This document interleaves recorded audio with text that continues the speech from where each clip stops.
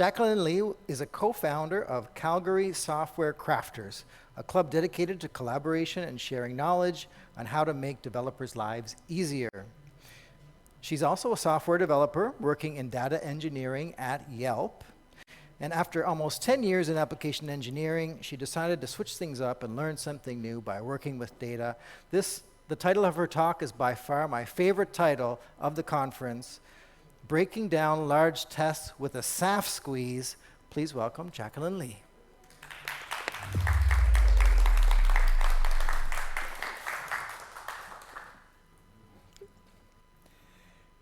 Right. So my name is Jacqueline Lee.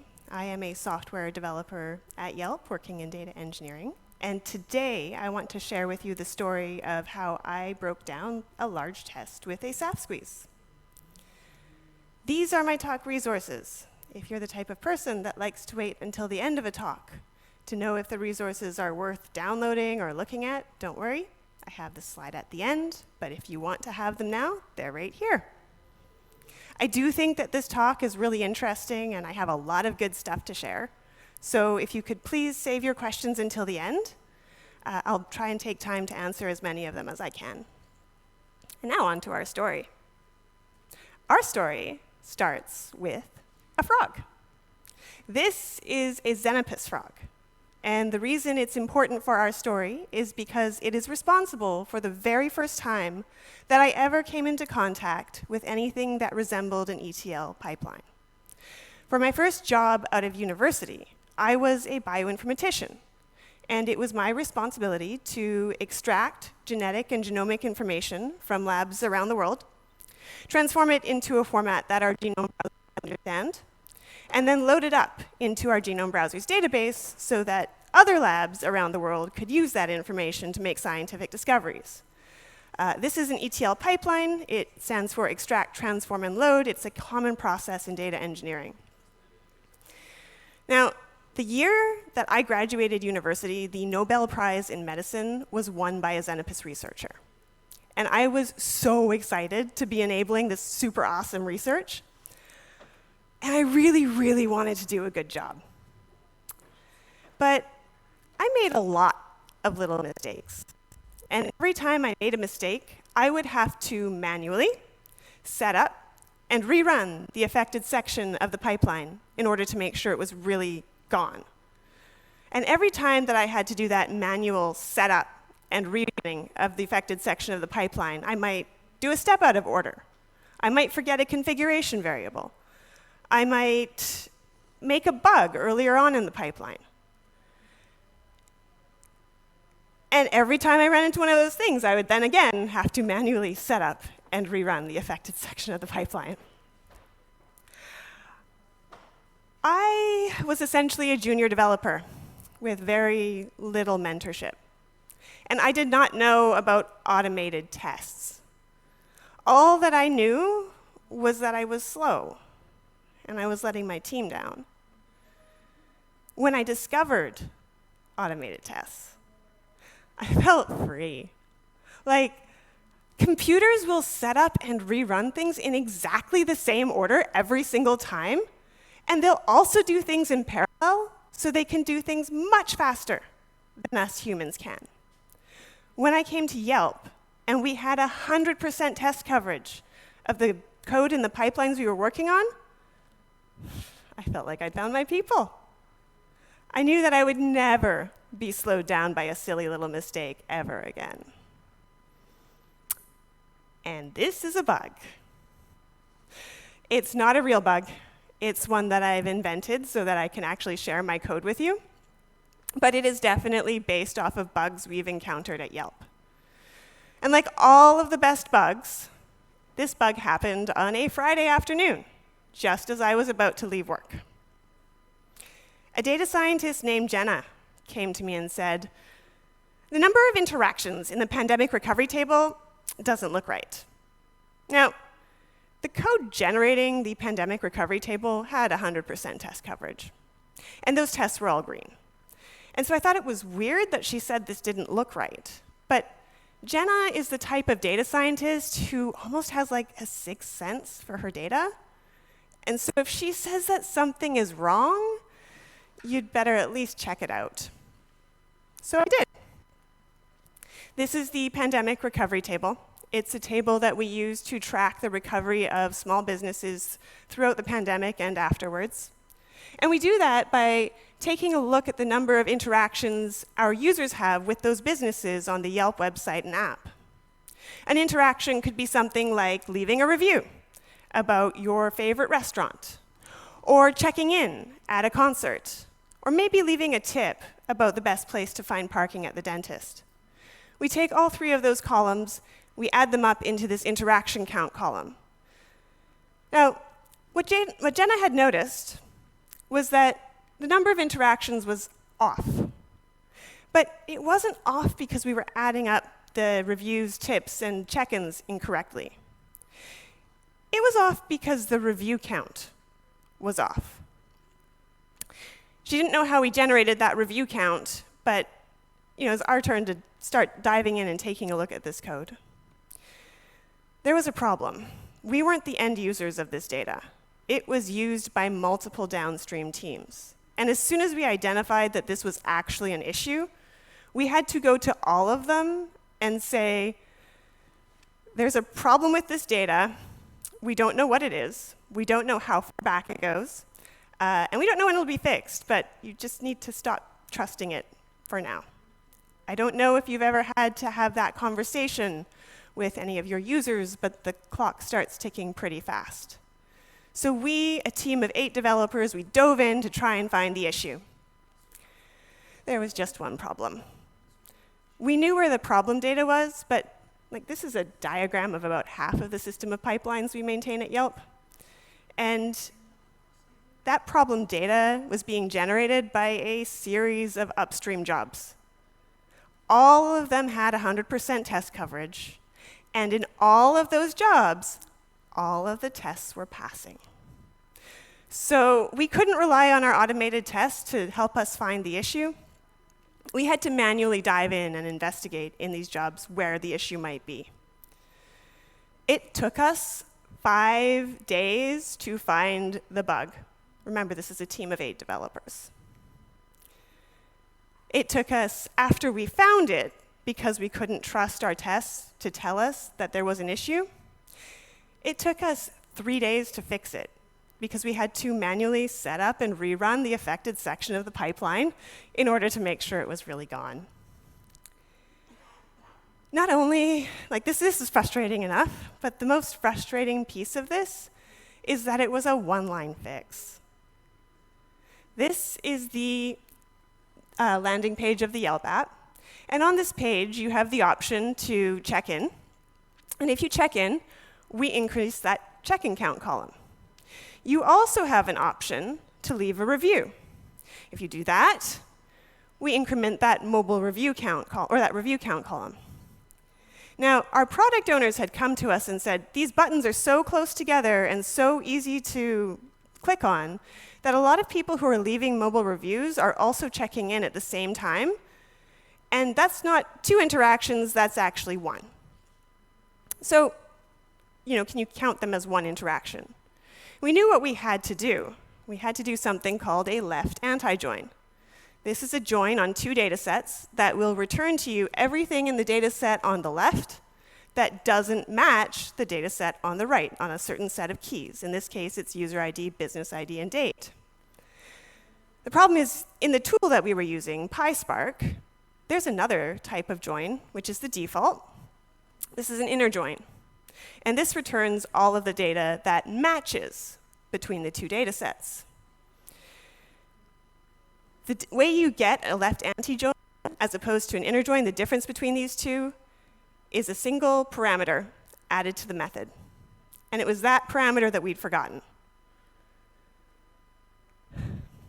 Not only did it take us 5 days to find the bug, 3 days to fix it, once we'd fixed it, this job had been sort of messed up for a little while. So it took us 7 days to run backfills for 2 months of bad data. This is not good.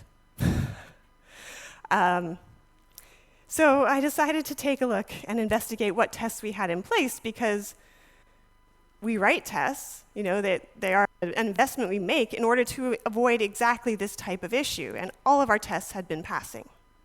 We had two types of tests on our code. The first were I called data tests, and these test our data in production.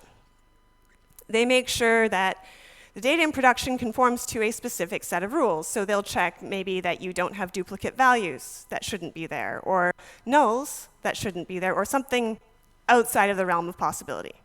Now, I didn't expect these to catch the bug, because the data wasn't obviously wrong, it was just wrong. The tests that I expected to catch the bug were what Ian Cooper calls developer tests. They're tests that developers write on their code to test their code. And they basically test that for a certain input, your code is giving you some sort of, the output that you expect. These were the tests that had 100% test coverage, and these were the ones that I had expected to catch the bug. And they didn't. And I was stuck.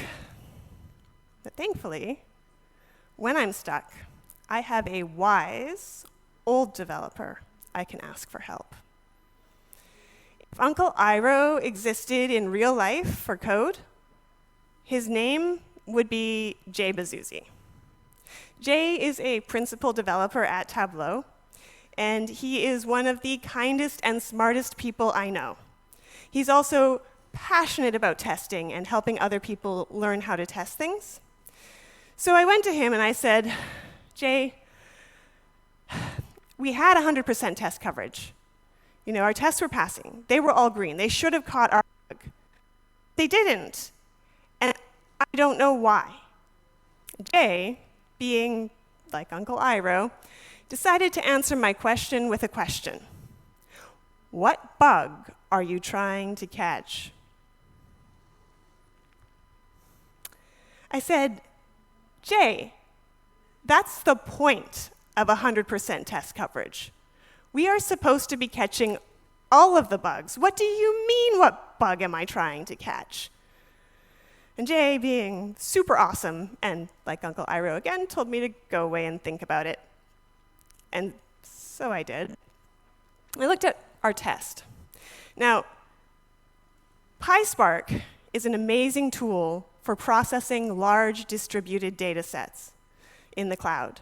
But when it comes to running that tool in a local environment on a small data set, the cost of the parallelization is really, really high. And so it slows down your tests a lot. And so what we'd done is we didn't want to write too many tests. We wanted to write one test. And we'd written it so it was processing a very, very large set of JSON files that gave us the input. Each of the JSON files would have a separate row for a different test. We would convert those JSON files into a data frame, and then pass those data frames into the transform function of the piece of code that was affected. We take the output of that transform function, which was another data frame, convert it back to JSON, and then compare it to an expected JSON file. And this was where the problem was. At the time that I'd written this test, this was the expected JSON file. It was very, very large. And the only way that I could have to check to see if the code was doing the right thing when I ran my tests was by comparing with a string diff the output of my test against, so the old values that were in the expected JSON file against the output of my test. Now, the problem is, I could check that my test, my behavior, was working exactly the way that it should, but every other test case's data was being run through the transform function. And so when I made my change, the num interactions and num reviews didn't just change for my test case, it changed for multiple other test cases. Now, I don't know about you, but I was not about to go through 40 different test cases and recalculate what the number of interactions and number of reviews should have been. So I did what any good lazy developer does, and I uncommented the commented out overwrite expected with actual data frame at the bottom of my test. Yeah, I'd written the bug into our test. So I went back to Jay and I said, okay, Jay, you're right. This test was large. It was testing everything, it was testing too much, and it was impossible for me to tell what the important behavior was. But the bug is fixed, the test is passing, and now that test case is being run through my entire transform function. How can I write a test that I know will capture all of the important pieces of my transform function for that important behavior I care about? How do I make something smaller? And Jay, being Jay, answered my question with another question. Have you ever heard of a Saff Squeeze? I said no, but this time I'm going to be a good student. I'm going to go away and see if I can figure things out. At the time that Jay and I had this conversation, the Saff Squeeze was present in literally 2 places on the internet. The first was an obscure Stack Overflow post, and the second was Kent Beck's original blog post that he'd written in 2008 when he worked on the JUnit project with David Saff, preserved on the Wayback Machine. From these 2 sources, I could tell that the Saff Squeeze was like a bug-finding technique with automated tests, but I didn't see how it was relevant to what I'd asked about. So I went back to Jay and I said, okay, Jay, can you explain to me how this works, how I'm supposed to use it? And Jay did. Basically, a Saff Squeeze is a way to find a bug in your code using automated tests. But as a side effect, it also reduces a very large automated test down to the absolute minimum you need to reproduce the bug or the behavior you care about. So I thought, well, I'll go away and I'll try it. So I'm going to set things up, and this is my large integration test there. And the first thing I'm going to do is I'm going to duplicate it. It's because the original test is still valuable. It's still testing a bunch of behaviors that I don't want to change in my code. And so while I'm changing it, I want to keep a copy in place. After I duplicate it, I'm going to go into that duplicated test. I'm going to give it a better name, because when I want to be specific, test will do the right thing is not an awesome name. As a reminder, this is the bug. We were getting back mobile reviews that matched check-ins, so a mobile review that didn't match any check-ins would have counted as 0 reviews, and a mobile review that did match a check-in would count as 1 review. What we actually want is the opposite behavior. We want 1 mobile review with no check-ins matching to count as a review, and we want 1 mobile review with a matching check-in to not count as a review. This is the test case. This is the specific behavior that I'm going to target here. That 1 mobile review without matching check-ins will count as 1 review. And so I'm going to call this test will count mobile reviews without matching check-ins. Then I'm going to go into my mobile reviews data frame here, and you can see the JSON file is really, really big. I'll find the specific entry I had that was testing this behavior. Because I like to be able to sort of follow things and track things easier when I'm refactoring code, I'm going to rename the business ID of that entry to something a little bit more intelligible. So I'm going to call this mobile review no check-ins. Then I'm going to go back to my test, and I'm going to run it. This lets me make sure I'm running my test in a green state. I'd like to call your attention to this green check mark down in the corner. For the rest of this talk, I am going to be running a lot of tests. If you see a green gem like that, it means that the tests have passed. If you see a red X, it means that the tests have failed. I'm going to take a look at my code, and most developer tests, most logic tests or unit tests can be broken into 3 parts. An arrange block that sets things up so that you're getting the same data in every single time, an act block that runs your tests, and an assert block that checks that you're getting back that value that makes sense. I'm going to start the Saff Squeeze with that assert block, and I'm going to make the assertion really, really specific. I'm going to make it so specific that the only way it fails is if the behavior that I care about fails. But first, I'm going to get rid of that overwrite expected with actual data frame comment at the bottom because it's a little bit dangerous.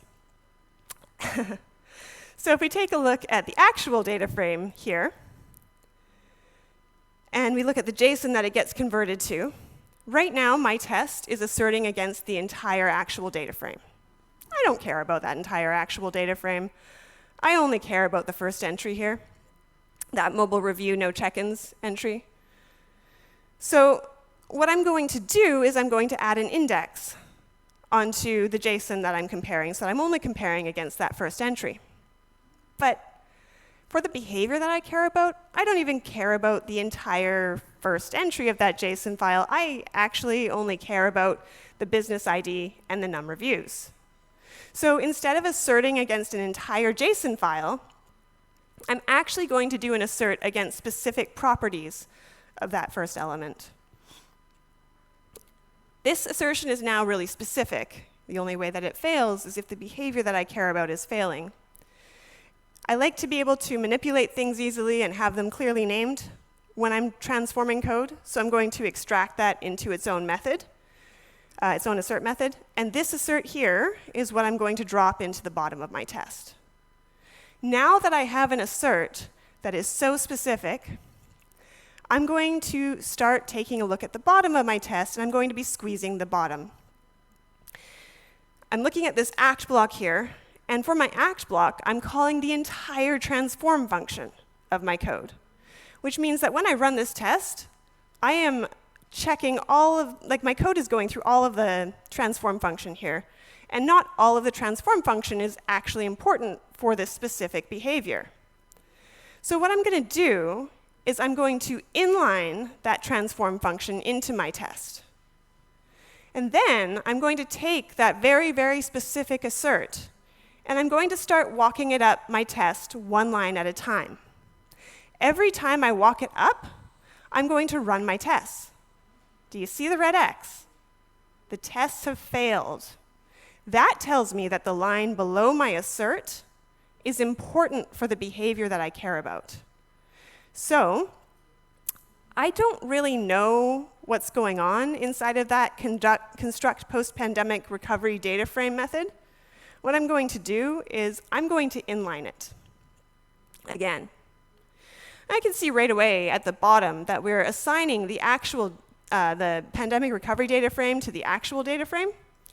So I'm just going to change the data frame that I'm asserting and delete that assignment.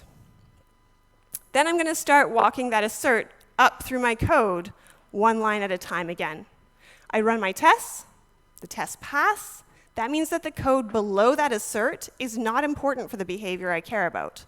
So I'm going to delete it. I'm going to keep going one line at a time, running my tests, and when they pass, deleting the line below them.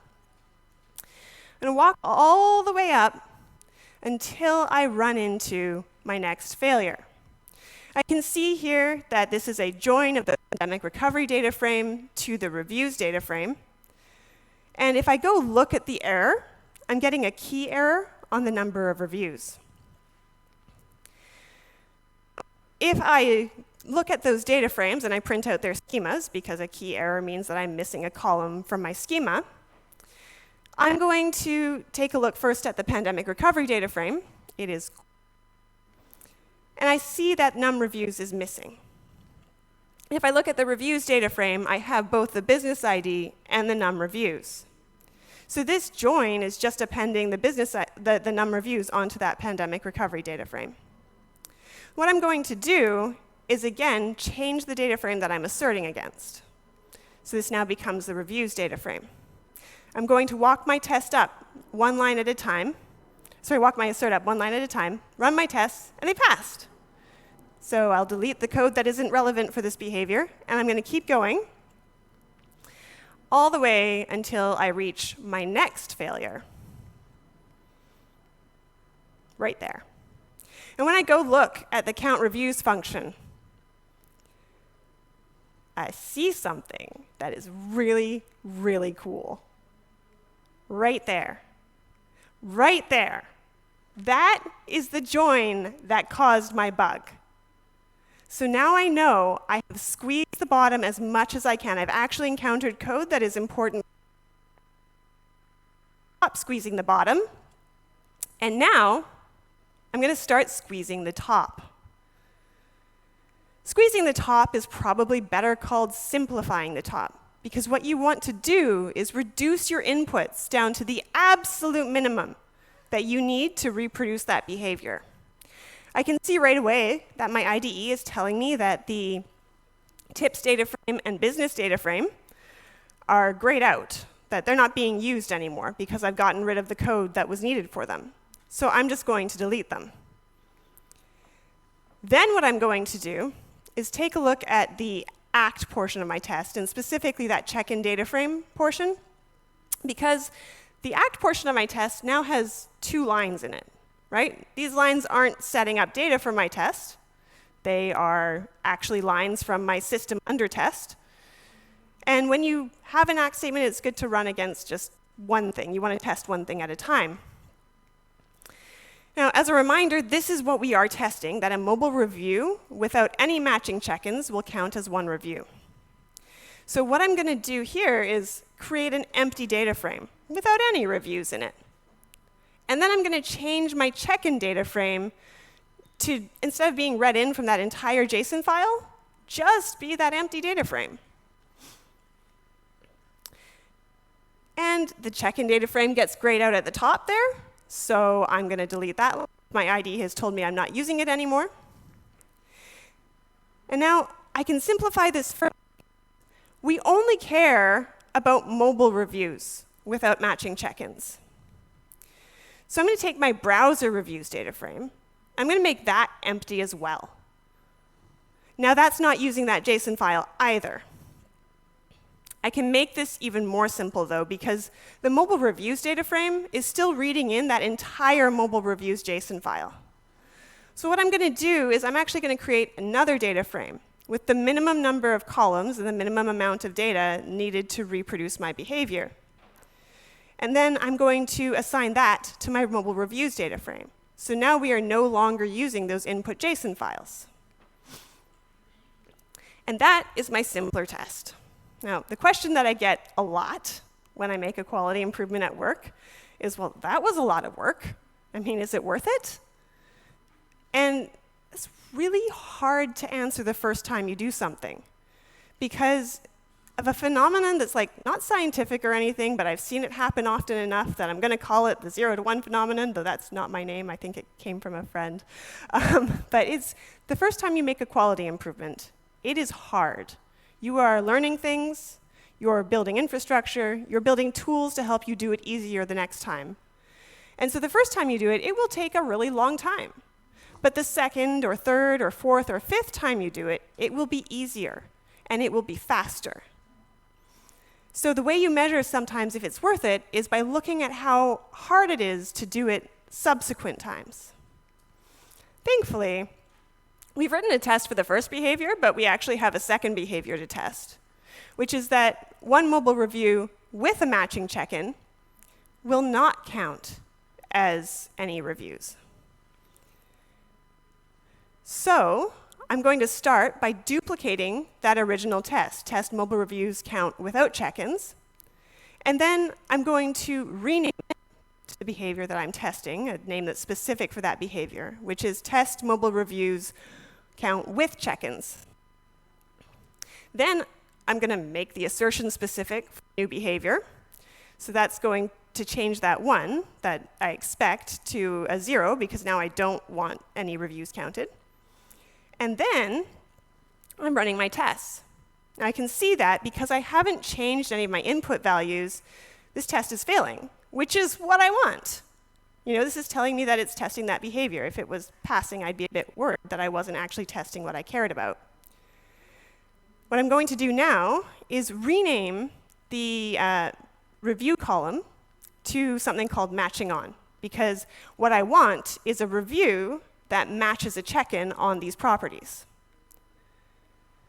I'm going to take that check-in data frame, and it is no longer going to be empty. I'm actually going to assign it to be the matching on data now. So now I have a check-in that matches my mobile review. And I'm going to run my test. And it passes. Now, that was much easier than what we just did with the larger Saff Squeeze. I might sound like at Yelp right now what we have are a ton of super tiny, super specific tests that are a nightmare to update. But that's not really the case at the moment. Like, we're still learning how to do things the best way. We're still iterating and improving. And we still have that large logic test in place because it does test behaviors that we care about that are in more legacy code that we don't want to change. But these tests, they are so specific to the behaviors that we care about that they actually don't slow us down. They make us faster. And that's because when one of them fails, we know exactly which area of the code has been affected. We can find it. I've had team members tell me that these tests have saved them about 3 days of work because they were able to see immediately what the bug was. When I go to change behaviors with these tests, again, the only way that they fail is one of two ways. Either you have a bug and you want them to fail, or you have you've changed the behavior of your code, in which case you really should be updating your tests. I had a large feature that was covered by about 25 tests, and I only really had to change 2 of them when I updated a behavior in it because the tests, again, were so specific that the only way they failed was because my behavior failed. So yeah, this is my story about how I broke down a large test with a Saff Squeeze. These are my talk resources again. I did want to say thank you to everyone on this slide because they have listened to this talk so much. And yeah, I'm open to any questions if you guys have them.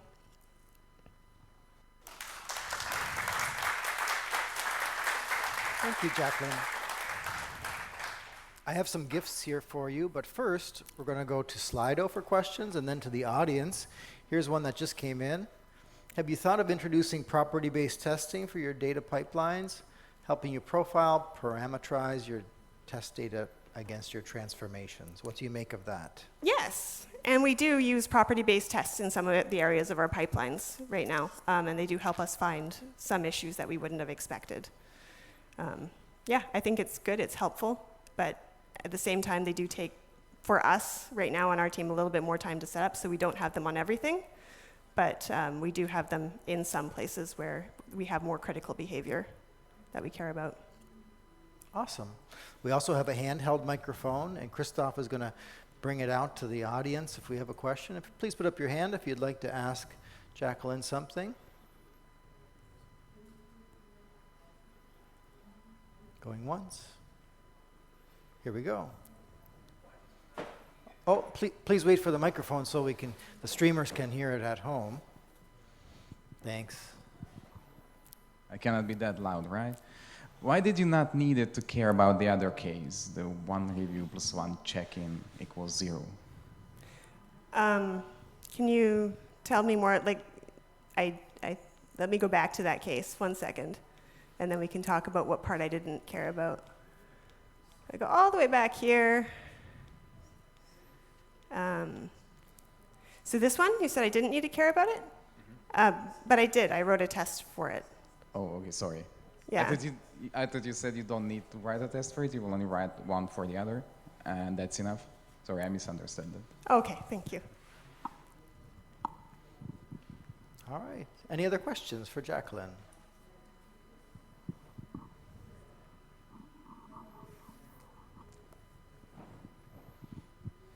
First of all, thanks. Amazing talk.